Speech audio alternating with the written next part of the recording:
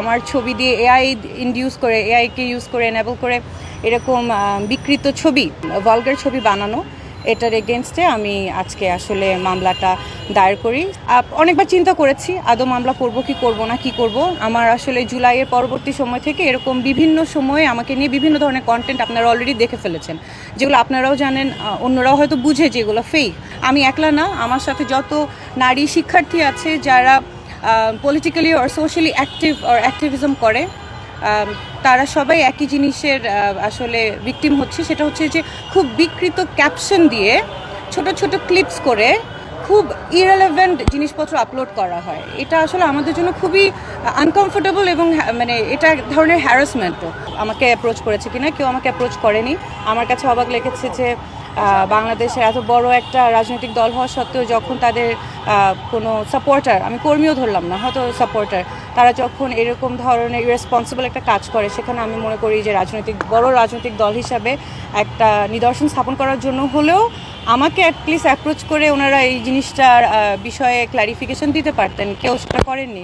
উল্টা আমি দেখেছি যে আমাকে বিভিন্নভাবে ওইটা রিশেয়ার, রিপোস্ট করে করে আরও বেশি হ্যারাস করা হচ্ছে।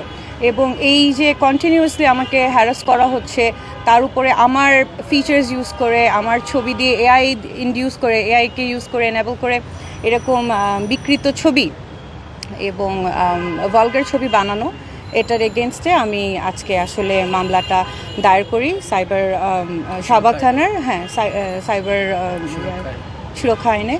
অনেকবার চিন্তা করেছি আদৌ মামলা করব কি করব না, কি করব। আমার আসলে জুলাইয়ের পরবর্তী সময় থেকে এরকম বিভিন্ন সময়ে আমাকে নিয়ে বিভিন্ন ধরনের কন্টেন্ট আপনারা অলরেডি দেখে ফেলেছেন, যেগুলো আপনারাও জানেন, অন্যরাও হয়তো বুঝে যে এগুলো ফেক।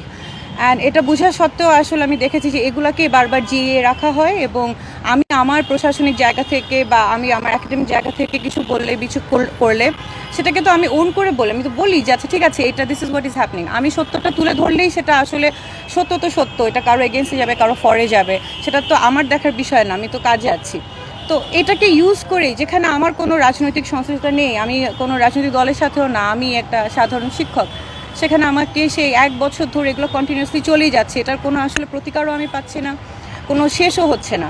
মামলাটা একদম লাস্ট মোমেন্টে এসে আমার আসলে ধৈর্যে আমি মনে করলাম যে এটা তো শুধু আমার সাথে না, আমার সাথে দাঁড়িয়ে থাকা ঝুমা, সালমা, উমামা, মনসুরা, আমাদের madam Saima Ferdous madam, Lutfa madam, কে বাদ আছে? কোনো কেউই বাদ নাই আসলে। সেক্ষেত্রে হেমা, মানে আমরা দেখলাম যে যখনই মেয়েরা তাদের জায়গা থেকে তাদের কাজে এগিয়ে যেতে চায় বা সত্যের পথে এগিয়ে যেতে, তখনই আসলে তাদেরকে নিচে নামানোর জন্য এভাবে সেক্সুয়াল হ্যারাসমেন্ট, অনলাইন বুলিং, এগুলো চলতেই আছে। তো আমি মামলাটা করেছি, ইটস এ মেসেজ। আমি তো বলেছি যে যারা অজ্ঞাতনামাও আছে, পরবর্তীতে যদি এগুলো কন্টিনিউ করে তারাও এই মামলার মধ্যে যেন চলে আসে। খুব ইরেলেভেন্ট জিনিসপত্র আপলোড করা হয়, এটা আসলে আমাদের জন্য খুবই আনকমফোর্টেবল এবং মানে এটা এক ধরনের হ্যারাসমেন্টও। হয়তো এটা ক্লিক বেটগুলোতে অনেক ভিউজ আসে, অনেক এঙ্গেজমেন্ট হয়, কিন্তু আপনাদের ভাবতে হবে যে আপনাদের জার্নালিজমের জায়গা থেকে একটা রেসপন্সিবল জায়গা আপনারা আছেন। আপনারা হয়তো এটা ক্লিক বেট হলে আপনাদের জন্য সুবিধা, কিন্তু দিন শেষে এটা করে কিন্তু আপনি আরেকজন মানুষকে অনেক আনকমফোর্টেবল ফিল করাচ্ছেন। এবং একটা কি বলবো, রেসপন্সিবল জায়গা থেকে এটা আসলে আপনার মানে জার্নালিস্ট ভাই এবং বোনদের থেকে এক্সপেক্টেড না। এটা দ্বারা আমরা সবাই খুবই দিন দিন আসলে আরও বেড়েই চলছে এমন ক্যাপশন, যে ক্যাপশনের আসলে কোনো মিনিং নাই, এমন ক্লিপস যেটা কোনো কন্টেন্ট নাই, হেঁটে যাচ্ছি, কথা বলছি, হাসছি, এগুলো তো কোনো ক্যাপশন হতে পারে না, বা এগুলো তো কোনো নিউজ কন্টেন্ট হতে পারে না।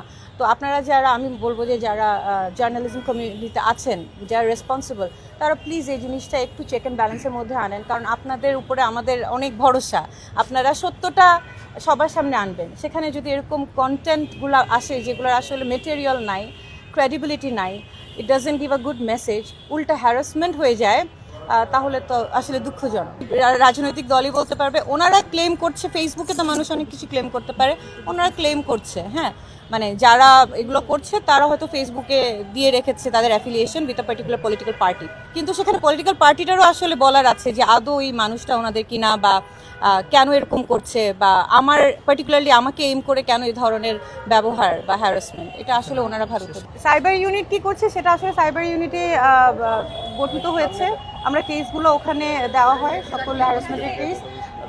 আর এটার বিস্তারিত বলতে পারবে হচ্ছে যে ফ্যাকাল্টিজ এটার সাথে অ্যাসোসিয়েটেড।